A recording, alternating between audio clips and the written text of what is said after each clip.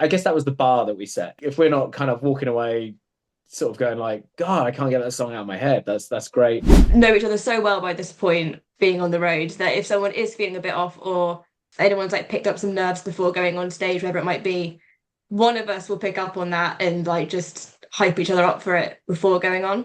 I always find that music is a key to like lifting. If you want it to be, it can lift. It can change your whole day.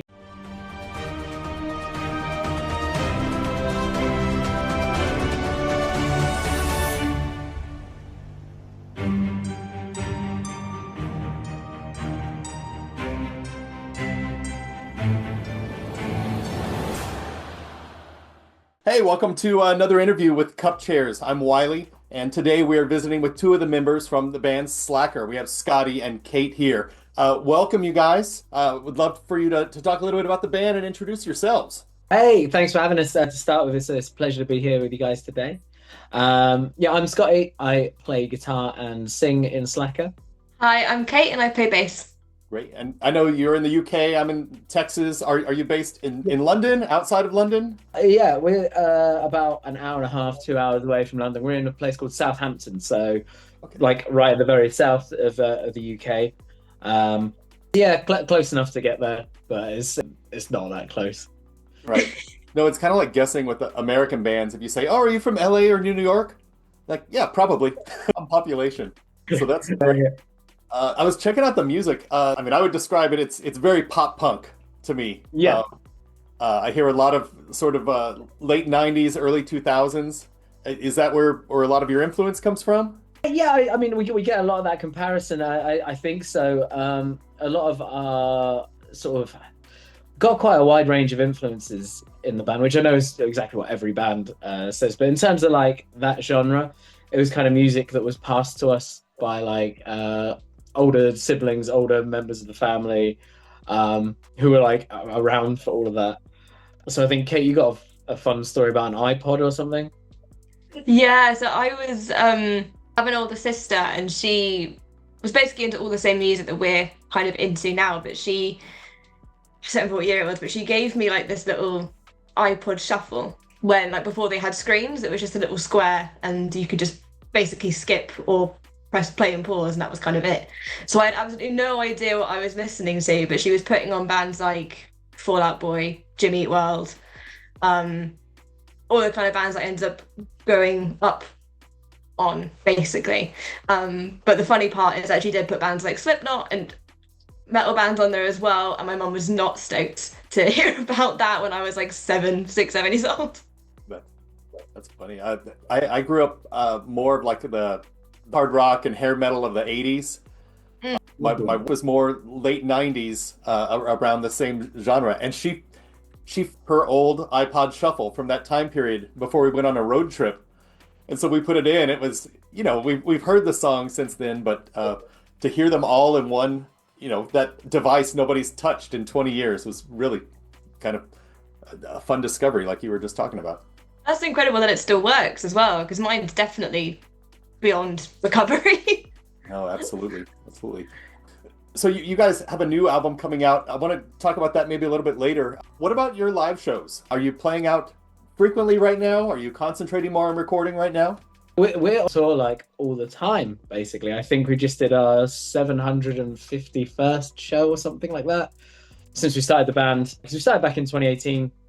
Obviously, there was 2 years of not doing anything because of the pandemic, but yeah, we're on tour and writing at the same time. Yeah, it's kind of crazy. So we've just got back from a European a tour that we did at the end of January, start of February.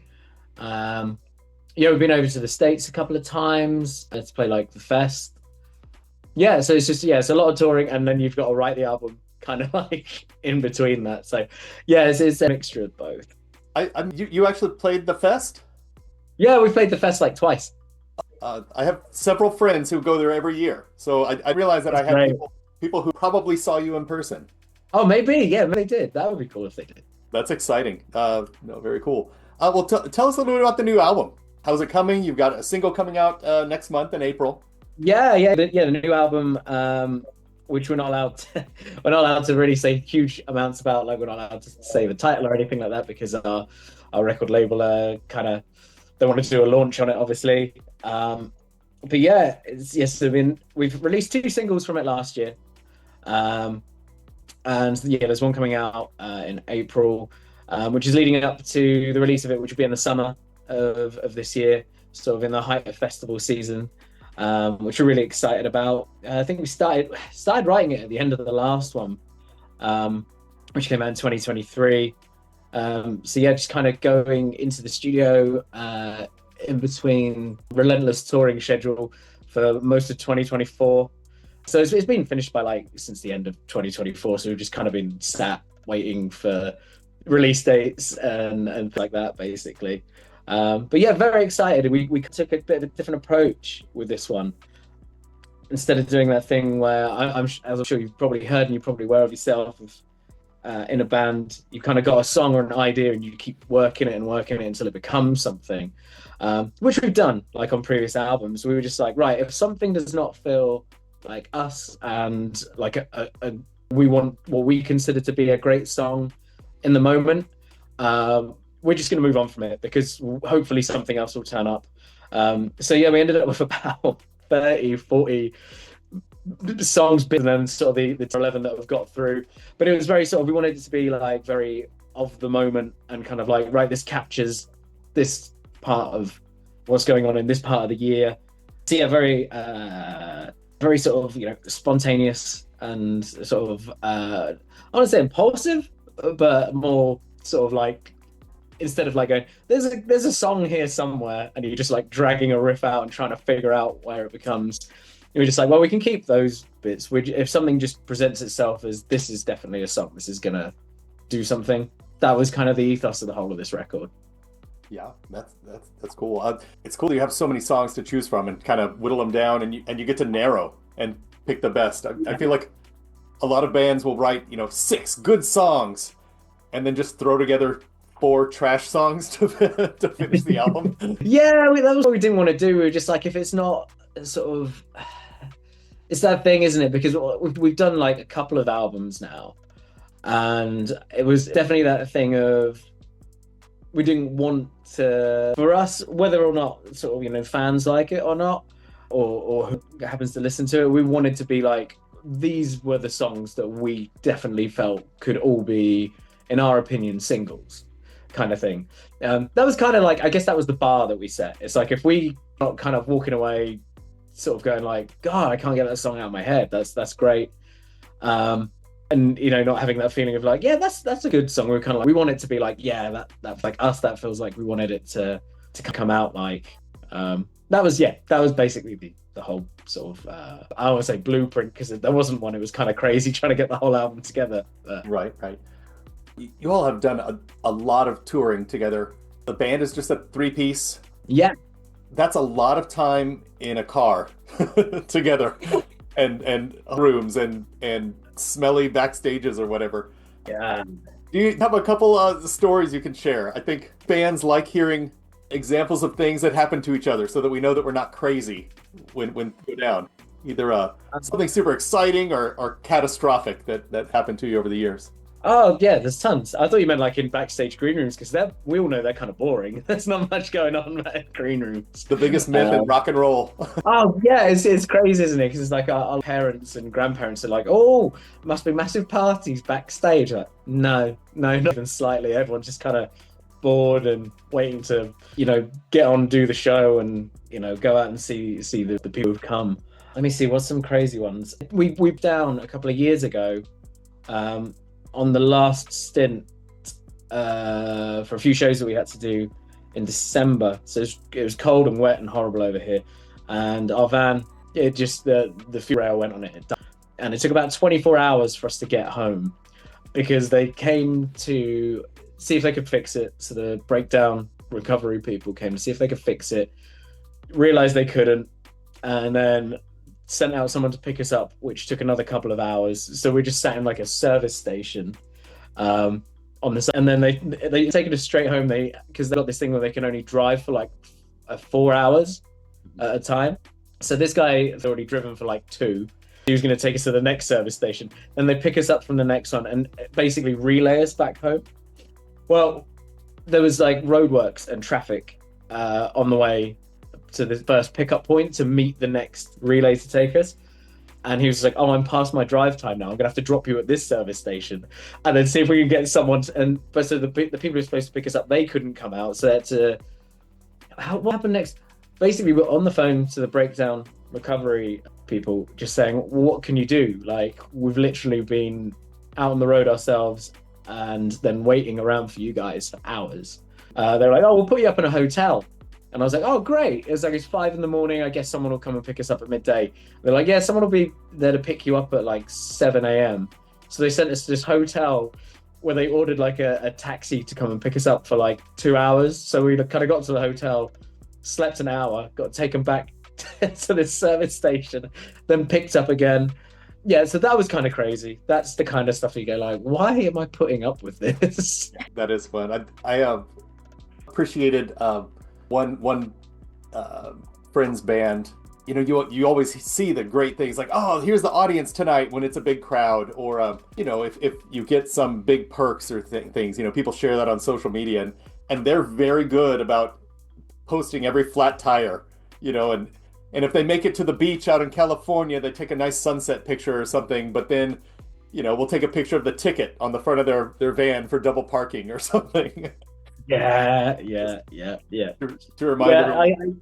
It's the stuff you don't see behind the scenes. And then, you know, like you're driving along and then the engine warning light comes and you go, oh, God, no. That's cool. So with people, I'm thinking of bands that I've toured with have been at least 4, maybe 5, and then, you know, a sound engineer or something. Do you typically just travel the 3, or do you have a small group or a few people who go with you? It depends what we're doing. So like for club shows and stuff, we just tend to keep it to the 3 of us, because especially in the UK where we've toured around so much, we kind of know a lot of the in-house people at the venues. And we know how good they are and how great they are at their jobs, and they know what we need to sound like. So yeah, we've kind of just kept it to like the 3 of us on that kind of thing. Bigger festivals, yeah, we tend to have like a few people that come with us to just kind of plug gear and, you know, do merch and basically make sure that we are at side of stage when we need to be, because festivals are crazy. So yeah, it just depends. It's kind of like what the situation calls for. 'Cause I know some people like to take the whole crew with them everywhere, but we're just kind of like, well, if we don't super need it tonight, then have the night off, go do something fun. But yeah, that's how we've always worked it. With I know one of my bands had a pretty serious ritual before we went on any stage, whether it was an empty room or a packed house.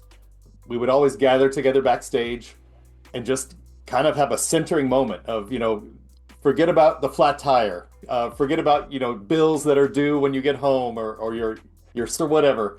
It's like, this next hour is ours, you know, and so everybody just focused, and it was like, yeah. Do you have things that you do, maybe pre-show or post-show, to either prepare to go on stage or kind of review, you know, what the hell just went on? Yeah, I think we just turn around, look at each other and say, don't fuck up. You know, if that works. Yeah, nice. I don't know. I think it's kind of like, I think we're just, yeah, I don't know. It's not been... So I think sometimes we fist bump each other, but it's always kind of like, right, it's time, let's go. I think we've all kind of got like separate kind of rituals, I guess. Like I definitely go super quiet before we go on, after sort of like warming my voice up. Yeah, Louis kind of just is tapping away, like he's just got his like earbuds in, he's just tapping away. And okay, because I'm just so focused on, I have no idea what you're normally doing.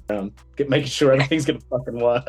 Yeah, I mean, I guess we all kind of do our own like separate warm-ups and stuff like that. But what I have noticed, which I think is quite cool, like obviously where we've been around each other so much all the time, we know each other so well by this point, being on the road, that if someone is feeling a bit off, or you know, anyone's like picked up some nerves before going on stage, whatever it might be, one of us will pick up on that and like just hype each other up for it before going on, which I would say is kind of like the main thing. And I like we just all just kind of pick up on that kind of naturally. No, that's key. I mean, it's like somebody's always going through something, right?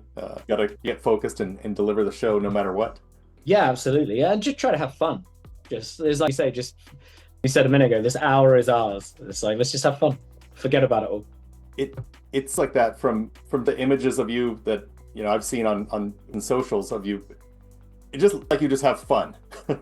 That maybe the underlying part of it all. I think so. We've always said if it was, as soon as it stops being fun, then we'll stop. But you know, we do. We're glad, you know, we're so stoked that people like what we do. A lot of our songs and our albums have all got like this underlying message of sort of, you know, hope for the future and addressing things like, you know, just day-to-day life things that get everybody down. You know, whether that's like mental health or, you know, just anything that life throws at you. And we really just try to get on stage and say, we hear you, we understand, everyone's going through stuff. Let's just have some fun for the next hour. And hopefully that lifts everybody's moods. And, you know, they not dwelling on how bad things are or could be. Because I mean, I find that music is a key to like lifting, you know, if you want it to be, it can lift, you know, it can change your whole day, really. If you put a song on in the morning that just puts you in that frame of mind, you can kind of carry that through the whole day. Yeah. So, you know, our aim is always to have as much fun as we can have, and hopefully everyone else has as much fun, while spreading like a positive message as well. Yeah, no, that's a good, I guess, fuel to your fire. You guys have been around. I mean, you're established, and it's hard work. So you've got to keep it fun to keep going. You've had some pretty sizable shows over the years. Do you have some advice if you think back before you had sizable shows? You might tell a band to get over that lip of, you know, just getting over the local clubs with, you know, a handful of people. Like, what does it take to on to a higher level? I think it's like, for us, a lot of things kind of fell into place nicely for us, but it was kind of like hard work, determination, and kind of like, I guess a bit of self-belief, but kind of like disbelief that things actually started to I think it's just that sort of like, I think enjoying it and just having fun with it, working hard at it and just being determined, like, okay, fine, you know, maybe the early shows weren't the best shows, but did you have fun? And I think that kind of, I think if you're in a good state of mind, promoters see that, people see that, and they're kind of like, oh, okay, I can kind of get on board with these guys. They're not, you know, they like in the early days in like 2018, I think the first time we played London, we played to like 2 people and the sound engineer. And we had a blast. We still had a really good time. And the 2 people who were there were just like, you guys were so much fun. We really enjoyed it. Next time we came back, they brought a bunch of their friends, more people had heard, and it kind of went from there. But I mean, like with the sizable shows, basically the BC have been really good to us over here with playing. So have Kerrang as well, like playing our and Rock Sound. And like in the first year, we were playing the Isle of Wight Festival, which is one of the major festivals over here. And we were just, that was just because we kept going and we just put ourselves out in front of people. So we actually played a show on the island, and one of the guys who books the bands just happened to be there, picked up on us, our vibe, really liked it, and booked us for a slot there. And they've had us back every year since. So yeah, I think it's the kind of putting yourself out there and just, you know, not letting it all get to you, and just make sure that you're doing it for the right reasons and you're having fun while you're playing, because I think that comes across a lot. Like, I'm sure you've seen so many bands where you're just like, none of these guys are having fun anymore.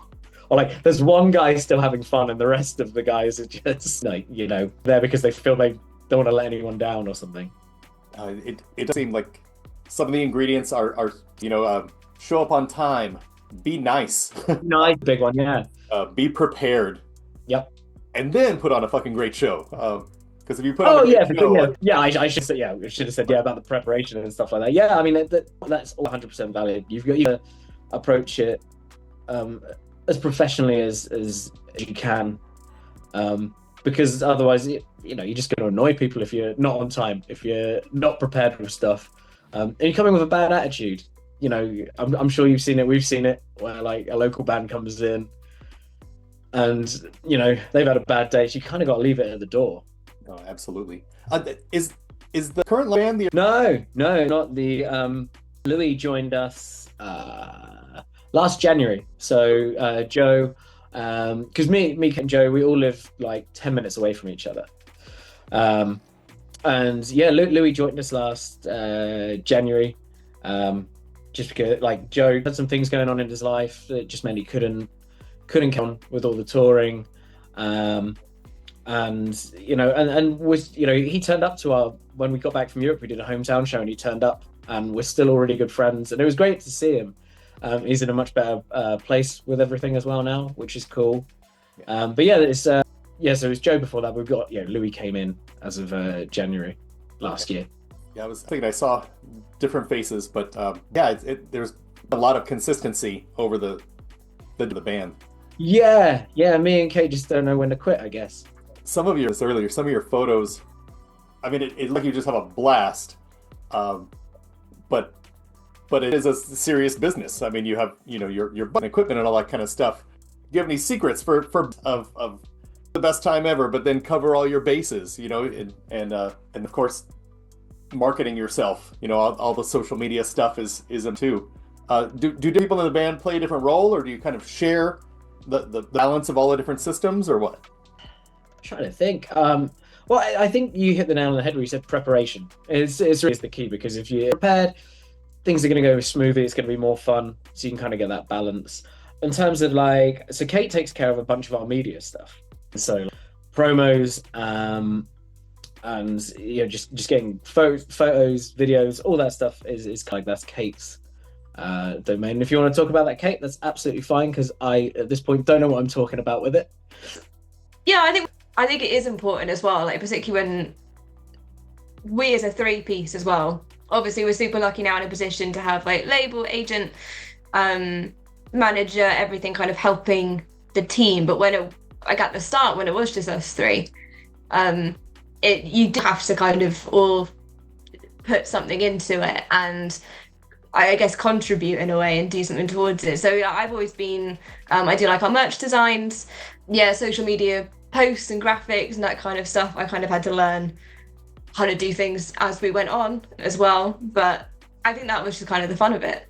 No, I've always felt like bands usually have like the primary songwriter, and then you have somebody who goes and connects with everybody. Like, you go talk to all the people who need to be talked to. Scotty gets accosted. Yeah, that's kind of that's probably my part there. With talking to like Kate said, management, agent, label, promoters, and then I do songwriting and stuff as well for to the band.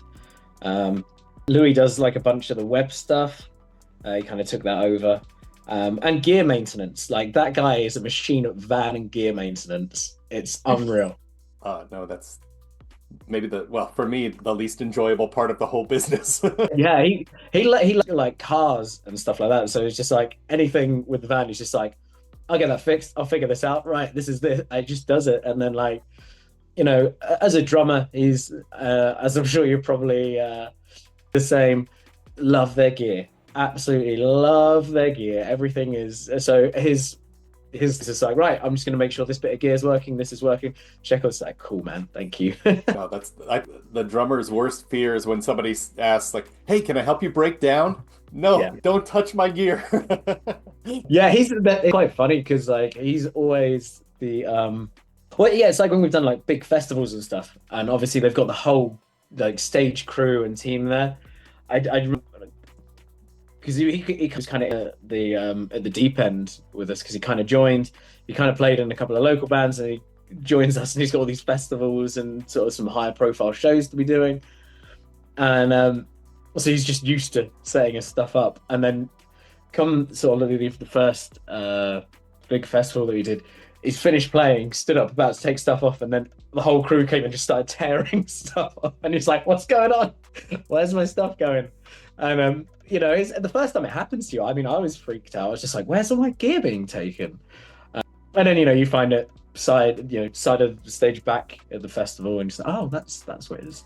No, that's what success looks like. Like, what the hell is happening around us? I don't know if it's more of a cue to get off stage. It's like, you're done, get out of it. With some of these bigger shows, I mean, you've shared bills with huge bands. Have there been bands that you've played with that you not couldn't believe you were on a bill, but it was very exciting? Like, we just played right before them, or bands that you met backstage that have kind of been really cool experiences. God, yeah. It's, and then, like the cool thing is, everyone that we've had the privilege and pleasure of playing with, they've always been really super nice. And that's always like a big fear that they, you might catch them on an off day or something like that. But the Hawthorne Heights shows, that was cool. Can't Swim, funny enough, actually, I saw them in 2017 before we started the band, and they were one of the reasons I was like, I'd quite like to do this. So when they came over, that was great. Gosh, like the festivals are kind of crazy, because we've done Rebellion. I think it's gonna be like our 4th year of doing Rebellion. Wow. So you get all like the classic kind of 70s punk bands through to some of the modern day ones there, and you come walking amongst legends within like the punk scene at that point, and feeling very out of your depth, because you're just like, wow, like, but they're all super nice, like really down to earth people, which is cool. We did some shows with the Dickies, so that was cool. They were super nice guys. Yeah, I quite a few. But yeah, it's when you get the well, I think it's a privilege with some of these really big established bands. I think you always get a bit excited, because you're like, oh wow, we've got to make sure that we play the best that we can play. They're going to be awesome. Can't wait to see it. And you kind of got that going on. It's like, oh, maybe I'll get to have a conversation with one of them, and maybe they might like my band, or we might actually have an interesting conversation about something. So yeah, I don't think that I've never had that go away. I always kind of get excited, because like I think when we do like Sabam Fest, is like, well, Mill and Colin are like playing at Rebellion as well this year, so I'm looking forward to seeing them. Primarily, I bought the reboot for the Tony Hawk's thing, because we missed it the first time round. So I was just like, oh, this band's really cool. I quite like this, and I was like, oh, cool, they're playing at Rebellion. Yeah. There's been those like Bouncing Souls. We've been those guys backstage. Like briefly, super nice, super dudes. Yeah, there's just loads. I just get excited every time. I could go on, but I won't. Oh, that's great. That's great. I think we're gonna wrap up. I mean, it sounds like you've got the album coming out this summer. Yep. Later, single next month, and Shalor. It was really enjoyable visiting with both of you. Thank you so much for having us. It's been an absolute pleasure. It's really good fun. Thank you. All right. Yeah, thank you so much. Take care.